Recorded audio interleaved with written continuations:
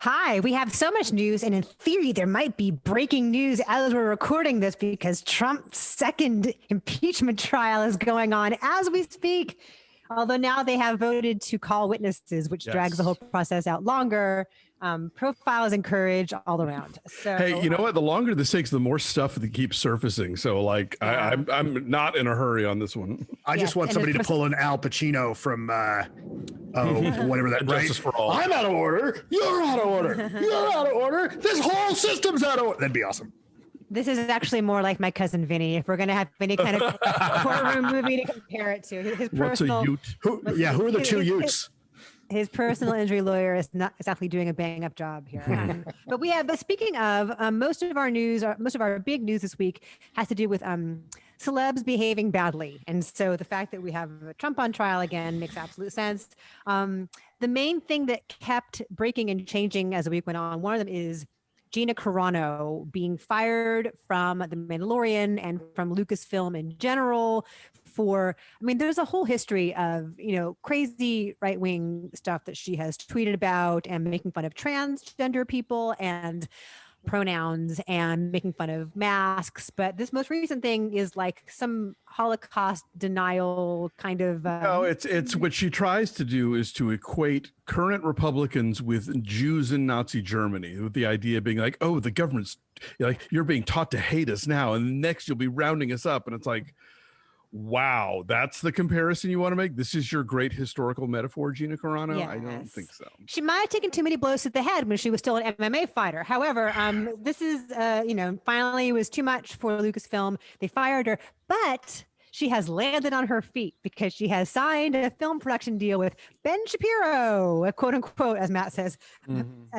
with the Daily Wire and their production company. She says they can't cancel us if we don't let them. Well, first of all, she wasn't canceled. That's not cancellation. That's called consequences. And I understand that there's a lot of people on the right who don't know how to spell consequences, and cancel culture is easier to spell.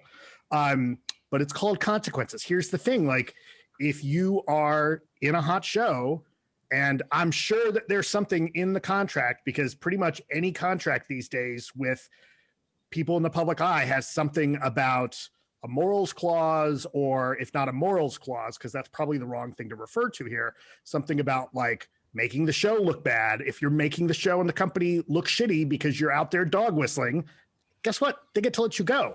Right. Yeah, and I mean, like this same week, incidentally, Pedro Pascal very openly came out in loving support of his trans sister. Well, and so it's like these are the choices we have right now. Yeah.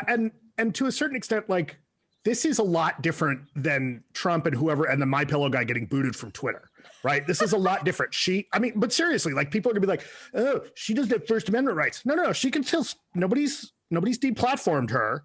Right. It's just that, yeah, we don't want you on the show anymore because you're a dick, right? And guess what? Shows get to do that. And as our friend Matt Seitz pointed out, like when people rail about, oh, it's, because I'm conservative, no one's ever canceling or like, dealing with people because of their views about taxation or regulation. Right. It's always because they said something racist or anti-trans or anti-science or just in some way or other they have made their brand toxic. And that somehow now equals it's because she's a conservative, and conservatives are the ones saying this. So it's like, all right, if this is what conservative means. Right. So if conservatism means bigotry, okay, good to know. It shouldn't. No, you guys, Gina Carano, she just wants smaller government. That's all. Yeah, I mean, look, really about this power going back to the states. That's her main line. I will say there's a little bit of me that wonders, like, was she in a long-term contract she wanted to get out of? Because that's how you get out of it, right? I mean, have to wonder. Now, granted, they could have just bought her out of the contract, but maybe they did say actually that apparently at the December big like Disney stockholders meeting, originally the plan was they were going to announce this Mandalorian spinoff about Cara Dune starring Carano, but by that point she had already fouled the water so badly they were like, yeah, no. And that's the thing. Maybe she didn't want to do it. Yeah. Why would you not want to be part of such a hugely popular property? That's my only question. What else does he have going on that's better than being a star of The Mandalorian? What's hilarious is that the same people who decry cancel culture and it's because are the same ones who are now trying to be all hashtag cancel Disney Plus. And it's like, well, okay, which is it? Which is it that you want? Okay, then stop watching Disney. Okay. Anyway, sure. So like that. Yeah. There's that. And then also the other main thing has to do with Josh Whedon this week. And, and the main thing is that Charisma Carpenter posted this whole long thing about his cruelty while she was working on Buffy the Vampire Slayer and Angel. And this came out of a whole other investigation of his treatment of Ray Fisher. Right, on Justice League. And about how, just how cruel he was and how, she was pregnant and he suggested that she get an abortion. And then after she had her baby, he fired her, and how 20 years later, she's still dealing with a lot of the emotional. He called her fat when she was 126 pounds and 4 months pregnant. Yeah. I mean, clearly she's like 5'8". I mean, she was a cheerleader for the San Diego Chargers. She's a tall, athletic woman. So, and all these people who worked with her back then, including Sarah Michelle Gellar and Amber Benson and Michelle Trachtenberg, who said that he was never allowed to be in a room alone with her when she was a teenager, right? Yes, she was the younger sister on Buffy. Yeah. So anyway, it's all creepy, and other people have come out saying that the idea of his casual cruelty absolutely makes sense. Like he would revel in making female writers cry in the writers' room. Yeah. So setting actors against each other for his favor. So that is happening. Also, this happened after go ahead, Matt. So yeah, and I've seen some people say stuff like, well, where's the proof? And it's all just hearsay. And it's like, I find it telling that no one that I've seen, I mean, it's not that it hasn't happened, but it's not like we've seen a bunch of people, because the news would cover this, the media would cover this. Nobody stepped up and be like, oh, no, he's fine. Like that's right. No, he's great.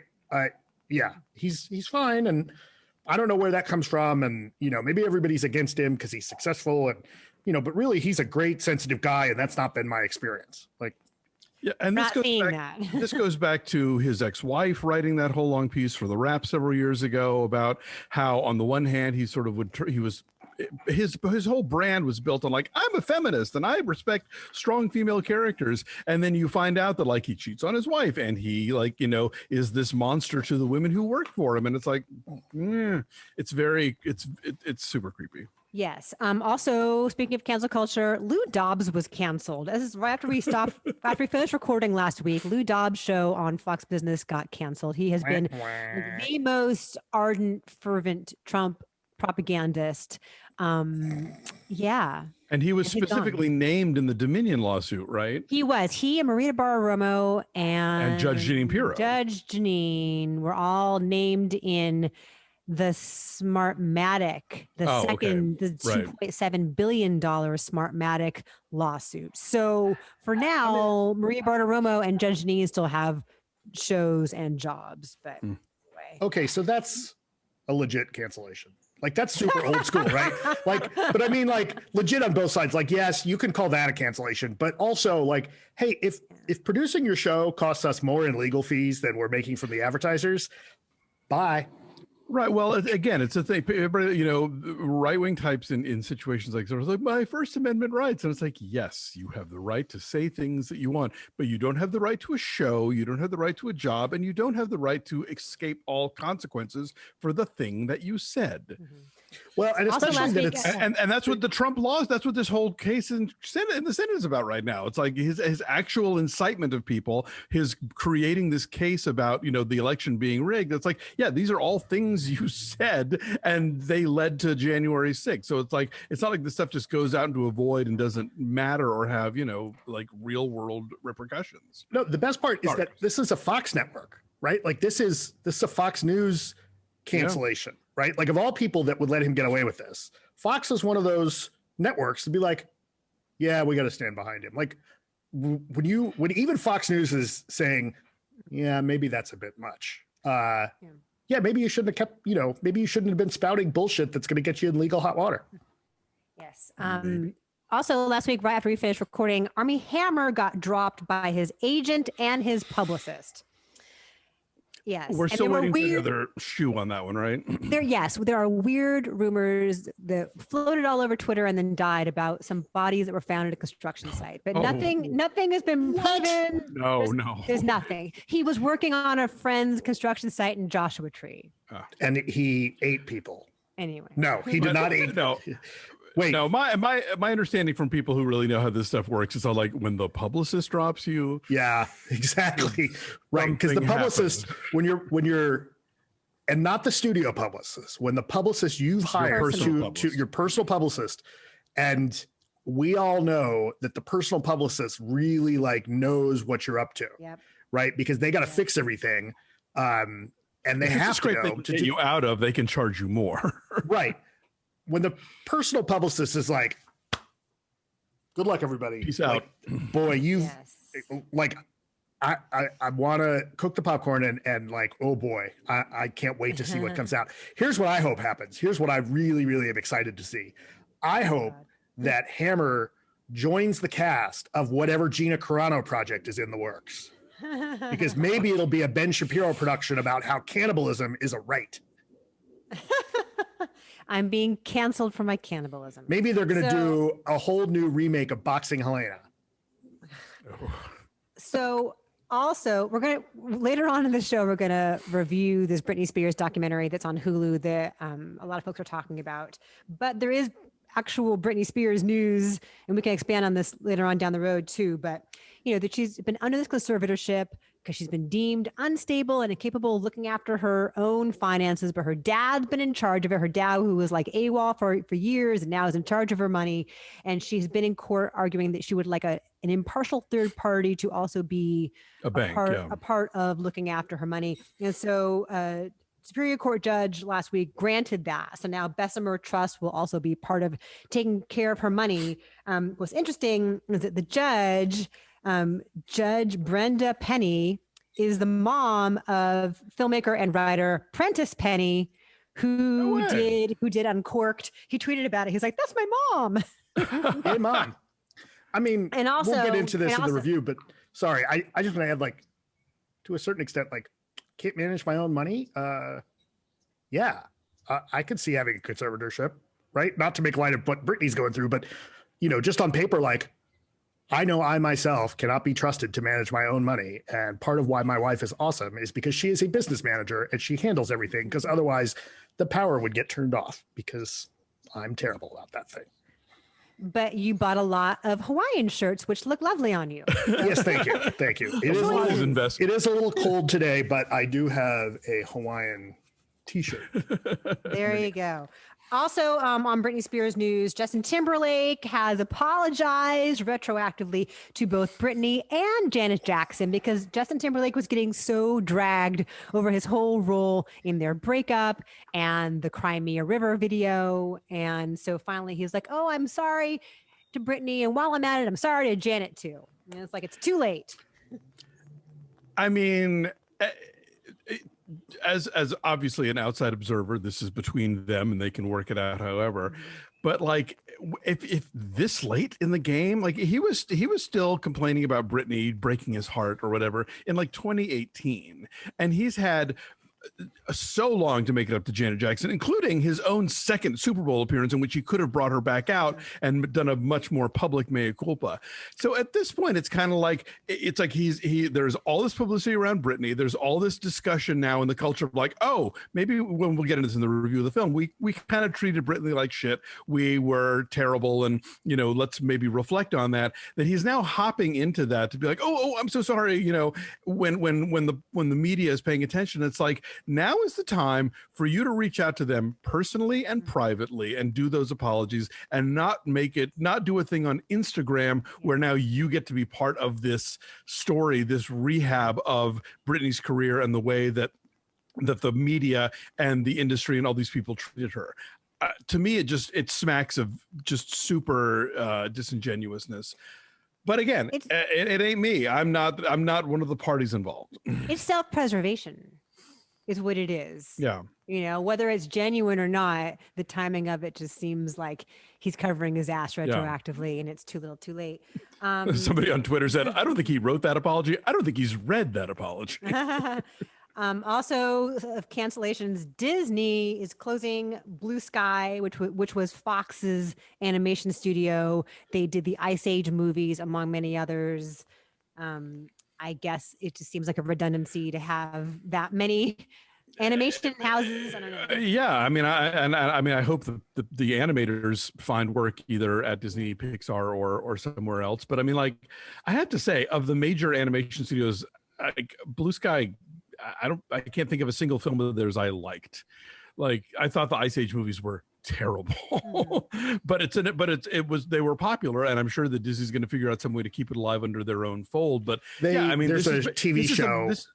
Okay, this is a micro version of Disney taking over Fox in general, I think, in terms of like, well, you know, we don't need two of this and two of that, and you know, sadly, these are the things that happen when these giant mergers take place, and it kind of sucks, but you know, that is all business right now. Yes.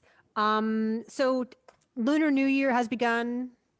And there have been a lot of reports recently of Asian Americans being physically attacked. Yeah.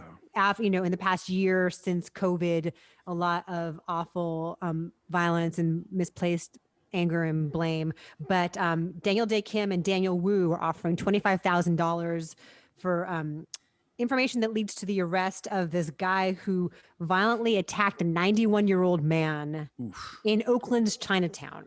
Oh man! So there are a lot of awful reports of attacks like that and treatment like that, but these guys are doing their part to try to make that right. So there is that. Look, like if you were the type of person, and I have to imagine nobody that is that type of person would be watching this show, but the type of person, in my humble opinion, that would do that sort of thing, like go out and clock somebody that's Asian because you're mad about the Wuhan flu. Part of your sentence, I think, needs to be that you get asshole tattooed on your forehead. Like, just to warn everybody. Yeah. I believe in a redemption arc, Matt. I don't know that that's... Well, then you can get it erased. Move to Boston and become a masshole. What else? Or grow bangs. There's so much to tell you guys about. But Fringe, it's called Fringe. I got to move my camera because now like the sun keeps moving and like it's coming in behind me. I look more angelic than usual. I realize. No, the earth goes around the sun, Christy. I'm so confusing. Okay, here's something that I'm interested in hearing your guys' thoughts about.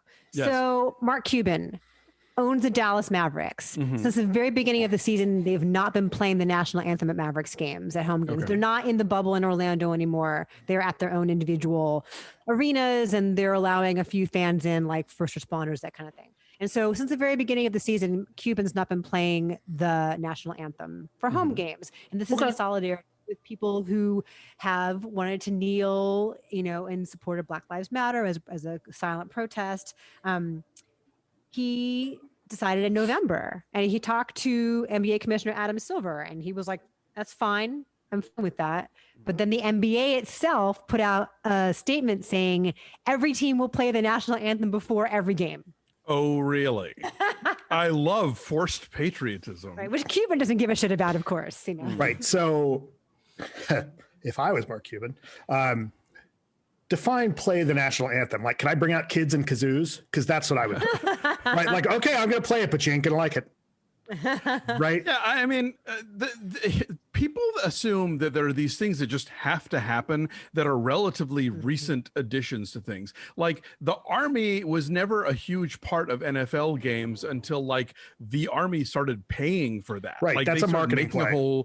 Like that was a whole big deal about trying to juice recruitment numbers, was they would pay to have like the guys bring the flag out of the river. I mean, again, under God was not added to the Pledge of Allegiance until the 1950s during the Red Scare. Right. Eisenhower Eisenhower had that inserted in. So like we just take it for granted. Oh, what? Not the national anthem at a basketball game? What? We've always done it that way. And it's like, no, but I mean, I don't know the history on this one. I would need to look it up, but you know, the stuff that we take for granted that is locked in or whatever very often was inserted there, and usually for shitty reasons. Oh, so I speak like on that kick. I got to find this link, and probably people who have read Zinn's People's History of the United States know this backwards and forwards. But I read this great deep dive article that talked about that until I think like post World War II and kind of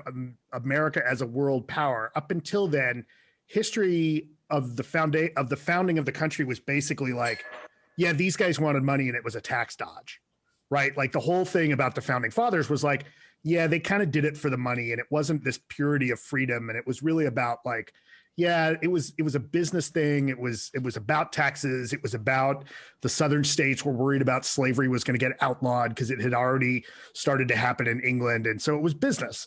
And everyone's like, yeah, these guys were business guys, but we got this country and it's okay.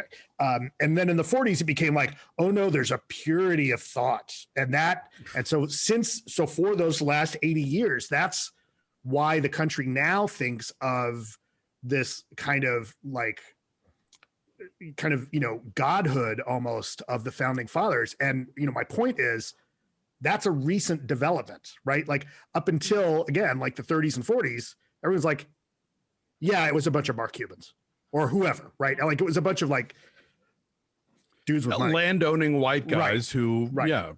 What's interesting, though, is that the Dallas Stars, the hockey team, in response, put out a statement on Twitter saying, we will always play the national anthem. As Texas's only hockey team, we are really, really proud of our national anthem, and we're going to play it. So Texas of all people, like you have that Texas, right. But like Texas of all Marc states Cuban are has like, the right not to. But I love Texas as of all states, of all hockey teams that are doing that. It's like, yeah, we got our own star. We're ready to take that star and go.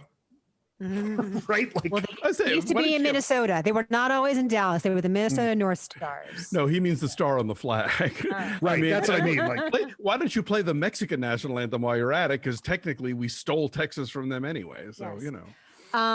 More news. Oscar shortlists came out this week in several categories, including foreign language and hair and makeup and original song. Husavik from Eurovision got put on the shortlist. Sadly, not Yaya Ding Dong. Rats. Was that an original song though? Yes. Well, Yaya Ding Dong or Husavik. Yes. I wasn't no, but I'm saying was Yaya Ding Dong original song. Can you imagine Yaya Ding Dong getting performed? I mean, that's one of the real tragedies. Like the two what ifs would be, what if we could actually still do the show? And what if Yaya Ding Dong got performed? It's a crowd pleaser. And then also our friend Jared Leto's hair and makeup got nominated in The Little Things. So much of it. He just, you know, again, we can't escape him. We keep trying to get away from Jared Leto, and he keeps. I was pleasantly surprised Netflix's Jingle Jangle got, I mean, I guess I'm not that surprised because John Legend wrote the song, but Make It Work got shortlisted for best song, but not This Day, which I think is the best song in that movie. And it didn't get shortlisted for costumes, which I thought, you know, like those were amazing, but you know, it's the Oscars. What are you going to do? Yes. There's going to be a sequel to Face Off, directed by Adam Wingard, who also did Godzilla versus Kong, which is coming out next week. Or next month, rather, and people are pissed. They're like, "Don't touch Face Off." Did Adam Wingard do the Blair Witch remake? Yes, and he did You're Next. Okay, no. I mean, the thing is, like, how do you look? I'm a big believer that if you're going to remake something, you fix it, right? But like, how do you top Face Off? John Woo, right? If anything, like, here's the Face Off you should do. It should be Godzilla and King Kong switching faces. That maybe that's what it is. Maybe that just is what it is. See, now that would be that awesome. I would see. That I would see. Scaly lizard with an ape face. Yeah. Hang on, Nick. What? It's 9:30. It's 9:30. You're not Kong? Nick has swim practice. He has to get ready for swim practice now. Okay, so Donald Glover. Speaking of some interesting projects that are in the work, Donald Glover and Phoebe Waller-Bridge are going to do a TV series version of Mr. and Mrs. Smith for Amazon. Yes, the Doug Liman one, not the Alfred Hitchcock one. Right. They are starring in it and they are developing it. So that sounds really cool. There's going to be a season 2 of The Great, which probably is not super new news, but we saw from the first image they released of it that she's pregnant. Yep. So that's kind or of as fun. Joss Whedon would say, fat. Okay. We have some casting news on this Barry Levinson Godfather making of movie. Oscar Isaac is going to play Francis Ford Coppola. Jake Gyllenhaal will be Robert Evans, and Elizabeth Moss is Eleanor Coppola. Oh, okay. This could be fun. Did you ever see Eleanor Coppola's documentary about the making of Apocalypse Now? No, was it it's good? really good. I think it's called I've heard good things Hearts of Darkness. Oh, Darkness, that's who that. Yes, I do know about this. I didn't realize she did that. South by Southwest is going to happen soon, all online again, second year in a row that South by is all online. You're going to have to get your breakfast tacos someplace else, get them shipped to you, perhaps. It's very sad. Well, speaking of breakfast, sorry to just insert something. I have a new breakfast recipe that the next time you guys are here is. Okay. It's actually surprisingly simple, but maybe I'll do a video and show people the little breakfast. For that, we'll schlep to the valley. Dave Chappelle is back on Netflix. Remember how Dave Chappelle asked Netflix to pull all of his Chappelle Show episodes and all his stand-up specials? I think he asked HBO to pull them as well because Viacom was not paying him. But not his Netflix stand-up special, the old HBO and Comedy Central stuff. The Dave Chappelle show, the old show. So now that's all back on there. He got his millions of dollars. It worked. And that's what we call a flex. He got paid. This is I'm kind of sort of flitting around here on various topics. There's a guy in Arizona who is selling this giant Trump bus for $135,000. Like he bought this giant long bus and he wrapped it in pictures of like Trump looking all buff, like Trump's face on some buff body and it's not a short bus? No, it's pictures of Pence, and it's super tacky. He sold all kinds of merch out of it, and it's the inside of it has like a shower and a bedroom, and it's extremely tacky. I hope 2 drag queens and a trans woman buy it and drive it into the desert. Thanks for everything. Trumpacilla, queen of the desert. Yes, that is very entertaining. And then we have some sad news of some deaths. We have Nancy Wilson of the Supremes died at 76, and jazz great the 24-year-old. Yeah, Chick Corea, the 24-year-old Jeopardy champ, whose name I don't have in front of me, Brendan. Oh yeah. That's weird. What did he die of? Do we know? They were vague. I don't know. Yeah, and Jean-Claude Carrière died, who is screenwriter of Unbearable Lightness of Being and Belle de Jour, and worked a lot with Buñuel and worked with Godard and Milos Forman, and like one of the great screenwriters of the 20th century. Okay. Whose name you don't know. I don't. I'm sorry. Yes. No, not you particularly. I mean, in general, like he was never a household name in America, but he's great. Also me, a longtime film critic. And Larry Flynt died at 78. Larry Flynt? So what did he die of? Oh, I don't know. Heart failure, says my news producer husband. Thank you, Chris Lemire. Okay. I was hoping that Nick was going to tell you heart failure. He's plugged in. I met him once. When I was running the USA Film Festival in Dallas when The People versus Larry Flynt came out. We did kind of a local premiere. James Cromwell, who's in the film as who's the guy who's one of the government lawyers who then later went to jail for financial misgivings, and he was like with Mother Teresa, that guy. I'm forgetting his name. Anyway, so he came. And we sort of reached out to different people in the cast and blah, blah, blah. And Larry Flynt was like, "Oh, I'll be there." And apparently he was like, this movie was his moment. So he would go anywhere. So he came to Dallas for this screening. So I did a Q&A after the movie with James Cromwell and Larry Flynt. How was he? He's very charming in a room. I will say that. Yeah. Charismatic. Very charismatic, very very able to sort of like explain what he was about and why, and whether or not you agree with what he's about. Like, as Milos Forman pointed out when he was making the movie, like when I was in Czechoslovakia and the communists started cracking down, they would go after the pornographers first, because those are the least defensible people when you're talking about like freedom of expression. And so Larry Flynt, there's a lot of stones you can throw at him for what he chose to do in his career, but he spent a lot of money defending the Constitution of the United States against, some craven bad actors. Matt, I have a story you want to tell. Oh, I've been waiting to tell. I've been excited to tell you guys this story all week. So a very, very good friend of mine that I have known for a couple of decades, back from when I was a tour guide at Universal, my friend Al, worked ran the marketing department for the Hustler Casino. I'm sorry, the Hustler Casino. When in LA, when Flynt was opening that casino. And it was like, that was Larry's pride and joy. That was where he spent all of his time. That was the thing he was really, really focused on. So Al worked with him a lot and worked very closely. And Al always talked about how Larry was super cool to work for and very generous and very thoughtful and really, really the type of boss that would really give you a claim. But early on, Al goes in and they're working on plans for their outdoor campaign and the billboards that they're going to put up around town. And so, of course, the subject comes all right, well, who are we going to use in the photos, right? And so Larry starts to tell Al, well, why don't we use whoever, he throws out some name who was, in the magazine 2 months back.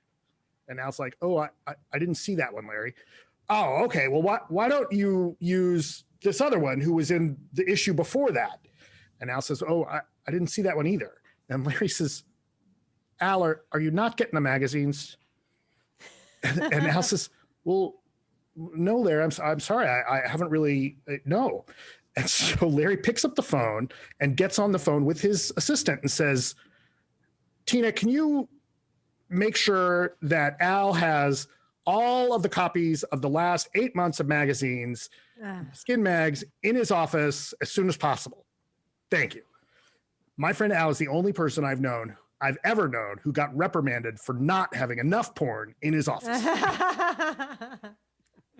Did he get them all? Did he appreciate the shipment? He did get them all. Yeah. I forgot to mention this. I have one more bit of movie news, and we'll move on to reviews. But Black Widow will indeed have a theatrical opening in 3 months. For now. Yay! For now. Vaccines are coming. Biden just signed this contract for 100 million more Pfizer and 100 million more Moderna. So hope is on the horizon. Vaccines are coming, and then we can all go and cram into a theater together and enjoy Black Widow. Have you noticed how easy it is to get Girl Scout cookies this season with the online ordering? Maybe the Girl Scouts should be in charge of distributing the vaccine. This is true. Yeah, I got mine. They get shit done, the Girl Scouts. Exactly. So anyway, we will keep you posted on how all these things look. All right, so we'll have marquees next week, so come back for that. And if you ever want to get those to us, you can always send them to us at any of our social media addresses. We're at BeFastAllDay on Twitter, Instagram, and Facebook. Thank you for watching this video. Like it and subscribe to this YouTube channel. And check out our Patreon page at patreon.com/BeFastAllDay. A lot of fun exclusive stuff for members. We're talking about WandaVision. We're talking about Bridgerton. And later this month, we have a cool Black History Month classic that we will be reviewing a film that is chosen by our subscribers and doing a classic review there on our Patreon page. So thanks, you guys. We'll catch you next time. Take care of yourselves and each other, and bye. Bye.